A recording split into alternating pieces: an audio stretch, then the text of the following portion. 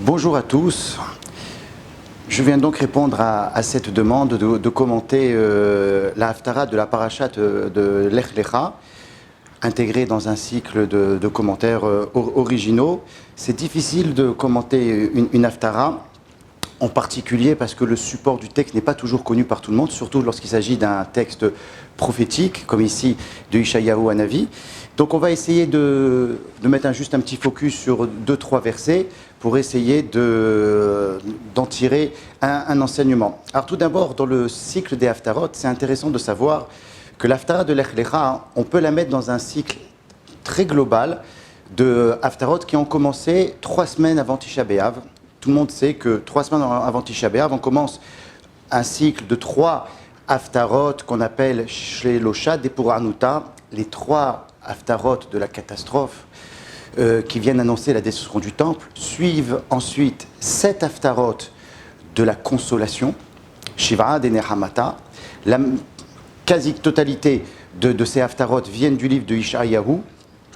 Ensuite, à l'approche des Yamim Noraim, nous avons ce qu'on appelle les 2 Haftarot de Teshuvah, et qui se terminent par la Haftara de Shuvah Israël. Et ensuite, nous redémarrons le cycle de la lecture de la Torah, Bereshit, Shemot, Lech Lecha, encore par 3 Haftarot du livre de Ishayahu, Isaïe, que nous, les Sfaradim, nous n'allons retrouver que dans Parashat Yitro. Donc on imagine que cette longue parenthèse où on va quitter le livre d'Ishayahu, elle demande une explication. En tout cas, les 3 Haftarot de Bereshit, Noach, Lech Lecha, Noach qui est en plus une répétition de la Haftara de Kitetse. Donc on est encore dans ce thème, puisqu'on voit qu'il y a une redondance. La Haftara de Lech Lecha qui vient finalement conclure tout ça, il faut déjà l'intégrer dans le livre de Ishayahu de la manière suivante. Elle est directement la suite de la Haftara de Nachamu. C'est-à-dire cette Haftara de consolation qu'on a lue, Parashat Vaïtranan, se termine à un verset. Le verset suivant, c'est la Haftara de Lech Lecha. Donc, encore une fois, il y a une transition, il y a une intégration de cette Haftara dans cette longue période qui a priori se termine et on va commencer une nouvelle période. Ça, c'était pour l'introduction. Et effectivement, dans ces Haftarot de consolation, la Haftara d'aujourd'hui, elle vient travailler le thème suivant, je pense, sur lequel on va mettre un peu le focus. C'est ce premier verset où Ishayahu nous dit « Lama tomar Yaakov, Zodaber Israël, Nistera darki me Hashem, ume Elohai mishpati Ya'avor » Une certaine insatisfaction du peuple d'Israël, une certaine fatigue, une certaine usure de l'espoir, de la consolation. On peut consoler quelqu'un, on peut apporter un argument. Le seul problème, c'est que souvent, il faut résister à l'usure du temps. On peut avoir une certaine, après avoir eu le choc de l'exil, le choc de la destruction, on peut avoir la consolation, mais lorsque l'exil dure longtemps, avoir la force de supporter la longueur de l'exil, c'est un peu la conclusion de ces Haftarot. Et c'est ça que le peuple d'Israël dit à travers les paroles du prophète, qu'on a l'impression d'avoir été oublié. Nistera darki me Hashem ume Elohai mishpati Ya'avor. Il y a ce sentiment que Chas v'Shalom, Dieu ne nous voit plus, et que notre justice, et que ce qui nous revient, n'arrive toujours pas à s'imposer sur terre. Et sur ce, Ishayahu, il répond à la chose suivante. Il ouvre une vision sur le bon Dieu, d'une vision qu'Akadosh Baruch Hu, c'est une source insatiable de force et de moyens. Et qu'on va maintenant un tout petit peu regarder ce verset qui nous dit, sur lequel on va s'attarder. Noten la ya'ef koach ul en onim otzma yarbe. Et effectivement, Ishayahu nous dit, si vous avez l'impression d'être usé, si vous avez l'impression d'être fatigué, d'être à bout, de ne plus voir le bout du tunnel, comme on dit, rappelez-vous que la force est donnée à la personne qui est fatiguée par le bon Dieu. Noten la ya'ef koach. Alors ça paraît très limité comme argument que Ishayahu nous donne. Vous êtes fatigué, c'est Dieu qui donnera la force. En réalité, ce verset va être la source dans nos prières d'une bénédiction que tout le monde fait tous les matins depuis qu'on est petit, dans ce qu'on appelle les Birkot HaShahar, Baruch Ata Hashem Elokeinu Melech HaOlam, HaNoten La Ya'ef Koach, que Dieu donne de la force à celui qui est fatigué. Pourquoi cette bénédiction elle est importante? Parce qu'en réalité, il faut savoir que cette bénédiction n'apparaît pas dans le Talmud. Dans le Talmud n'apparaissent, dans les bénédictions du matin, seulement 18 bénédictions. Cette bénédiction est une 19e bénédiction. Alors, on peut se permettre de se rappeler, comme nous dit le Harizal, de notre Amida, qui s'appelle le Shmoné Esrei, qui s'appelle les 18 bénédictions de la Hamida, et si vous les comptez, il y en a 19, parce qu'effectivement, il y a une 19e bénédiction qui a été rajoutée au fil du temps. Même chose ici, et là, la 19e bénédiction a été rajoutée à une époque tardive, que nous on appelle l'époque des Géonim, c'est-à-dire autour du 9e, 10e siècle.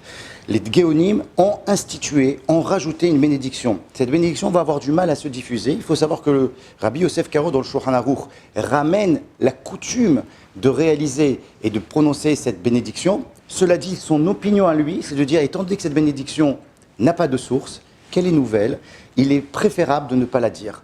Quand tout le monde le sait, la coutume s'est répandue dans tout le peuple d'Israël de dire cette bénédiction. Donc il y a quand même, dans cette discussion à la Rigue, dans cette particularité de cette bénédiction, on est interpellé de savoir qu'est-ce qu'elle renferme. Alors, la première chose qui est ramenée, c'est qu'en réalité, Noten la Yaef Kohar, Dieu qui donne de la force à celui qui est fatigué, elle a comme source directement l'exil.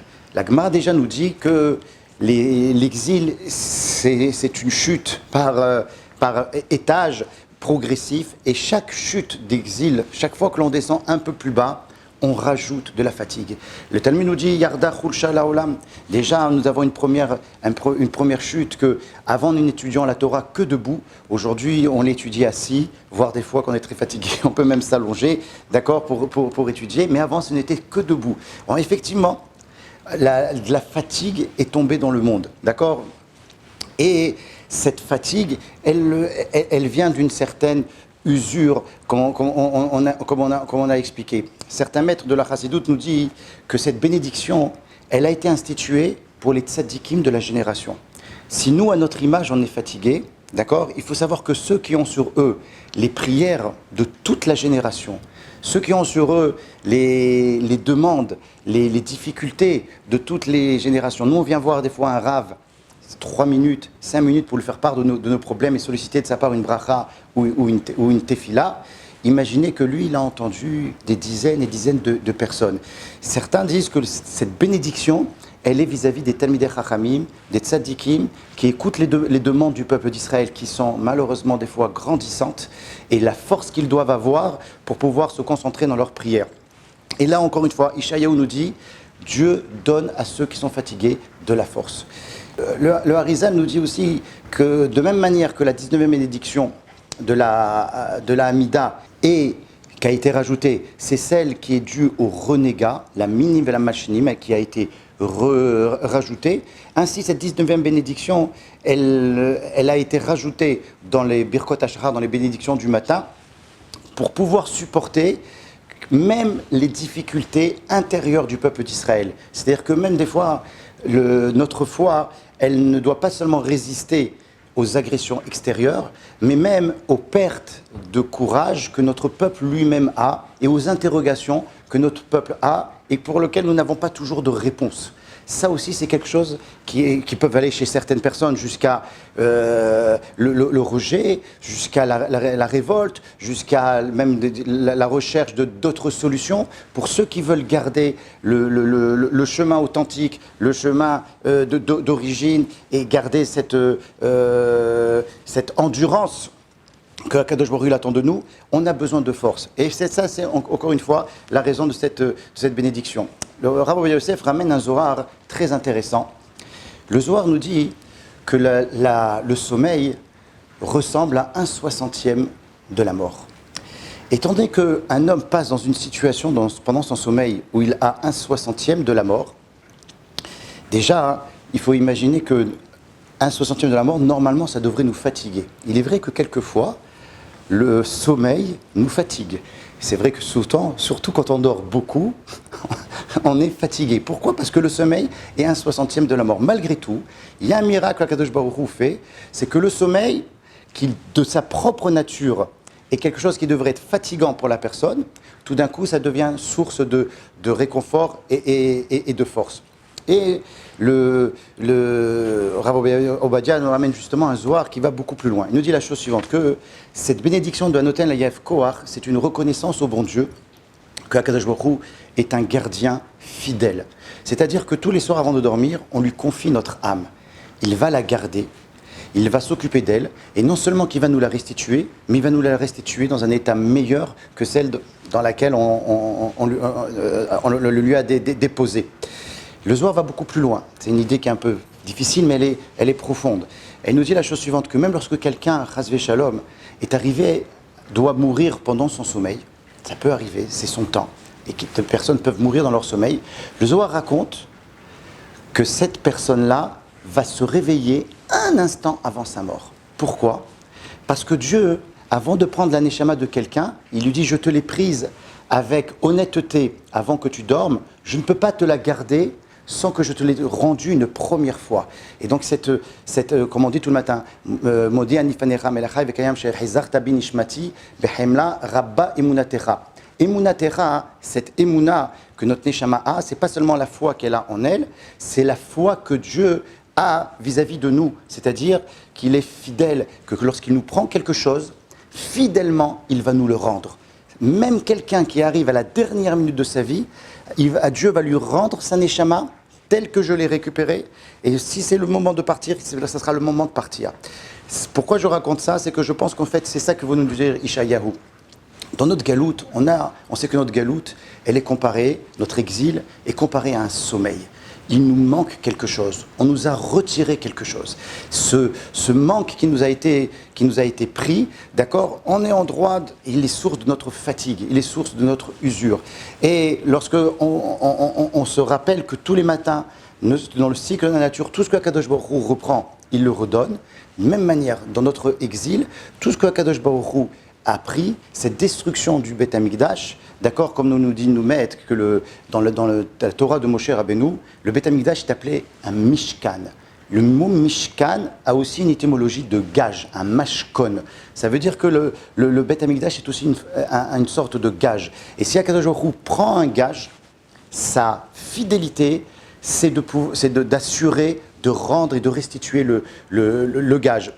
De même manière que tous les jours dans notre cycle naturel de la vie, il y a des moments où on perd notre âme, où on dépose notre âme et on la récupère encore meilleure qu'avant. Même chose, notre exil, il faut le vivre de la manière suivante, que tout ce que l'on a comme difficulté, c'est en réalité pour recevoir à nouveau toutes les abondances divines, toutes les dimensions spirituelles que le peuple d'Israël pouvait avoir en sa terre à travers son temple.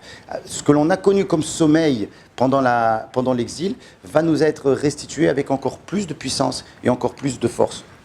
Je voulais juste continuer sur un dernier verset et je m'arrêterai là. Yarutsu velo igaou yelechu velo yafu. Cette force que Dieu nous promet de nous restituer va nous amener que tous ceux qui espéraient le bon Dieu vont avoir encore plus de force. Alors que l'espoir des fois nous use, la promesse du prophète c'est Yarutsu. On va courir velo igaou et on ne va pas se fatiguer. Yelechu, on marchera, velo yafu et on ne sera pas également fatigué, c'est un synonyme. Je ne rentre pas dans les nuances. Les commentateurs s'attardent. Pourquoi on nous dit qu'on va courir, qu'on ne va pas se fatiguer, et qu'on va marcher, qu'on ne va pas se fatiguer ? Si déjà quand on court, on n'est pas fatigué, à plus forte raison que lorsqu'on marche, on n'est pas fatigué. Alors pourquoi cette répétition ? Ou alors fallait le dire dans l'autre sens. La réponse, elle est la suivante. C'est qu'on peut avoir aussi, après cette belle leçon de Emouna, on peut avoir des moments où tout d'un coup, on est capable de courir. D'accord ? Comme toutes les courses. D'accord ? On peut avoir un élan très très fort, mais qui malheureusement, dans une course en général, est amené à s'arrêter. La grande endurance, c'est que même après avoir couru, on arrive à continuer à marcher. Mais pas qu'on court et qu'après on arrive dans une situation de fatigue et où on a perdu toutes nos forces. Et ça qui nous dit, vous allez courir et vous continuerez à marcher. Même si vous aurez un élan de course, mais vous serez capable de garder et de perdurer cette notion, même tout au long de votre vie. Ce ne sera pas juste un pic, ça sera quelque chose qui va s'inscrire dans le temps. De même manière, David Ameller le dit, dans un autre langage, Miya ale behar Hashem ou miyakum mikom kocho. Qui pourra monter dans la montagne de Dieu et qui pourra se dresser dans son endroit saint, être debout. Alors dit en réalité que David Ameller nous dit la chose suivante, il dit monter sur une montagne, tout le monde peut monter. Maintenant, une fois que tu es arrivé là-haut, si tu n'as plus aucune force et que tu t'effondres, tu n'as pas réussi ta montée. Car réussir la montée d'une montagne, c'est de monter sur la montagne et d'être debout en haut. C'est ça qu'il nous dit. Miya'ale ber Hashem, qui pourra monter sur la montagne de Dieu, ou miyakoum, et qui pourra rester debout. Même chose dans cette grande leçon de foi qui vient un peu, comme j'ai dit, conclure cette longue période de Emouna et d'attente. Il y a une Emouna auquel on peut croire, et il y a une Emouna dans laquelle il faut réussir à durer dans le temps, et qu'elle devienne une partie intégrale de notre quotidien. Kadosh Baruch Hu, vraiment, il nous renforce dans cette fin de période et cette nouvelle année dans laquelle on va s'engager avec une belle émouna, sans aucune fatigue, une quiétude de l'âme, et Kadosh Baruch Hu, vraiment, il nous réunisse tous. Be'ezrat Hashem, à Yerushalayim bimher b'yaminu amen. Shabbat Shalom.